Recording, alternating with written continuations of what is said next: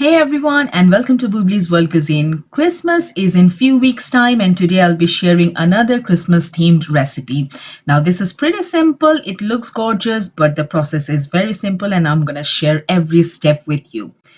For making this Christmas wreath, I will be using ready made puff pastry roll, which are easily available in supermarkets, and Nutella.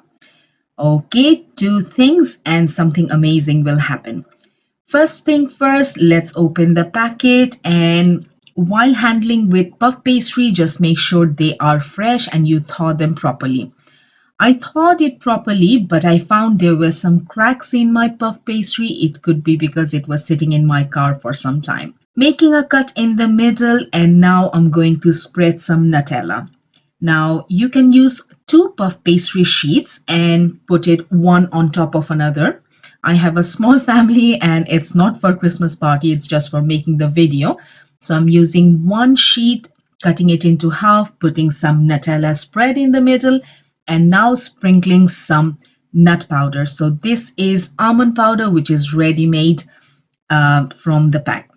It's time to cover it up, so I'm using the other half and putting it on top of the first one where I have put Nutella. If you get any cracks on the puff pastry, just press it with your finger and it should be okay. And any sides, just don't worry about it. They will all get sorted. Okay, I'm doing a Christmas wreath. For that, I have decided to use stars. So I have this star cookie cutter and I'm going to make as many stars as possible. Now you can go with bigger ones, smaller ones, it's just your own preference. Once all the stars are done, just put them in a side and then we will move on to make the rest of it. So my stars are all done. I'm just laying them on the side so that it's easier for me to work on. Let's move this one, and this is my baking tray. Always line a parchment paper, otherwise it will be very difficult to take them off.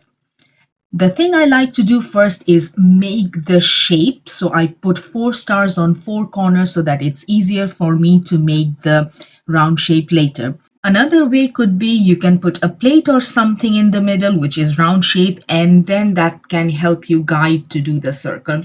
After you are done, press it with your hands so that they stick together.